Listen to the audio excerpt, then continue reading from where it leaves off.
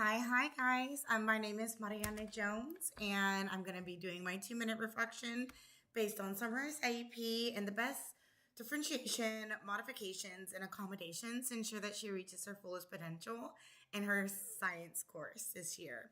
I am a huge paper person. As you can see, I have tons of notes and whatnot, so you'll see me glancing from time to time through my journals here. I definitely wrote some things down, so I apologize if my eyes are wandering. So let's take a look at the first question that we are needing to reflect today. Explaining the differences between differentiation, modification, and accommodations. So when we talk about specifically designed instruction, it's easy to throw around those terms. It's easy to throw around the term differentiation, modification, accommodation, and as if they were interchangeable, but they're not. And it's essential for us to understand that as educators and most importantly as academic leaders. Each one of those words serves a unique purpose, and knowing and understanding how to use them is essential for our students' development. Differentiation is all about how we teach. It's going to be the how. It means planning ahead for different pathways based on students' readiness, their interests, their abilities, really grasping their attention and hanging on to it as long as we can in the classroom setting. So instead of giving a student like Samurai a sheet of paper with questions, answer choices, or even a learning management system that has those gaming aspects, excuse me, built in between, she is going to be more of a project-based learning approach kind of student. She needs those manipulatives. She needs to be able to feel confident in her abilities as a student. And so giving her opportunities to draw her ideas, come up with a speech, a jingle, maybe to express her learning and understanding is essential. Most of the time, what I do with students like that is I utilize YouTube. I find those kid-friendly videos. I give them a chance to sit there, to interact, and then I ask them, what did you learn? Teach me. Let's play teacher, where you're the teacher, I'm the student, and I want to see how much you can teach me in this one setting. Giving them a challenge like that draws them into the video that they're watching and teaches them how to articulate the things that they have understood. Accommodations are going to be more of supports for our students. How do we provide our students with access to curriculum for their levels or expected level of understanding at a place of their own level of understanding? So that will look like scaffolding. It could look like color tinted pages to really help with her reading abilities. It would look like chunking. It would look like opportunities for slightly differentiated instruction, but it's more like the supports. So in this case, based on her science lesson, some of the supports that I put in there is whenever it's important for our students to feel included. A lot of our special education students with exceptionalities, they notice that they're different. They notice that they have different supports. They notice that they have an extra person in the classroom, and they feel separated from their peers. And so in the example that I use, it's essential for us to take the actual work that will be passed out to these students and have a one-on-one session with Sumari and allowing her to decode these grade level expectation sentences into visualization images or even simple words that reach her level of understanding.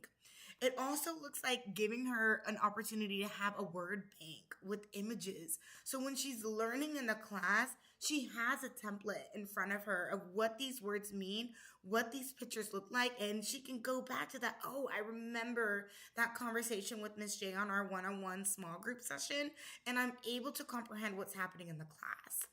Then we have modifications. This is what we're expecting our students to learn, and how are we adjusting the lessons, the expectations so that our students are able to meet the expectations. So, for example, if we were in a classroom and our students are expected to create a food web and some form of ecosystem, and they're supposed to go into this detailed elaborative explanation, maybe like an essay format on what kind of ecosystem they have, what is the type of food web we would see in that kind of ecosystem, giving Sumari an option to play on Google Slides. Do you want to create a visual representation and then utilize the dictated option to bring her verbalized expression into written expression to life? Or even the opportunity to create a physical illustrated piece. Can you draw your own ecosystem, include those trees, the rocks, and then maybe some birds, some frogs, and I'm not sure, an alligator, just throwing things out there that align with that food web and ecosystem expectation, and then pulling her, since she's probably not going to be that confident for a one-on-one, should go into a secluded place to verbalize and dictate her words until we build that confidence in our students. Let's take a look at our next questions. I tend to ramble, and it's supposed to be 2 to 3 minutes, and I'm already at 6. Da-na-na-na-na. When it would be appropriate to use, those were great examples. How would you use, Sumari strengths, needs, interest to develop learning activities? So because of her strengths, so I think if I remember correctly, that she was at 100% with sight words. Now, that's something I like to grab onto. It's kind of like a lesson that I do with my students in my own classroom right now, where they're still learning and understanding academic vocabulary, but they're struggling and they're not confident in pronouncing those words out loud. And so they'll look at the big word and be like, I don't know it. I'm not saying it, period. So what I would do, for example, a word like synthesize or analyze, I'll have them say a bunch of words that have the A-N or L's and Z's that are sight words, all, like, zoo. Getting comfortable with saying those phonemic elements as they're speaking, and then I'll throw them that big academic word and push them to sound it out, and then tell them, yes, that's where we're at. We got that word down. Now let's practice 3 hard words and throw them into the mix with these sight words. And then we're jumping through these sight words and I'm throwing in some academic words, and they're building that confidence and abilities. So taking that strength of hers and telling her, you got this, you're capable, you have the skills, let's throw in a on-level vocabulary word in here. We're going to be able to build. And most importantly, she's going to be able to recognize those words when in the classroom setting. And she's going to be able to participate in those discussions. Her needs. Again, for her needs, a lot of her needs falls into that social emotional realm. And it is important to get her interacting with the whole group setting, working on the social emotional skills. So in that small before lesson, talking about what does it feel like with your body? What do you notice with yourself? How does it feel when you're frustrated? How does it feel when you're sad? How does it feel when you're embarrassed? And coming up with a nonverbal cue. Maybe it's just a wink at Miss J or a head scratch. And that lets me know to be like, hey, can I pull you for a second? I had a quick question about something. Really eliminating the attention off of her, because sometimes we get in our heads as students, and ensuring that she is able to process what happened. Was there a comment that was made that made you feel insecure? Maybe there was a word that you didn't know and you need me to do a little mini 3-minute session with you to get your head back in the game.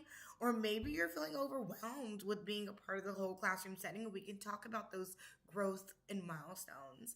And then again, her interests, ensuring that she's able to draw, ensuring she's able to participate in discussions. All of this beautiful stuff comes together to ensure that we're nurturing the whole child. Thank you. I'm going to go now. This is definitely not 2 to 3 minutes.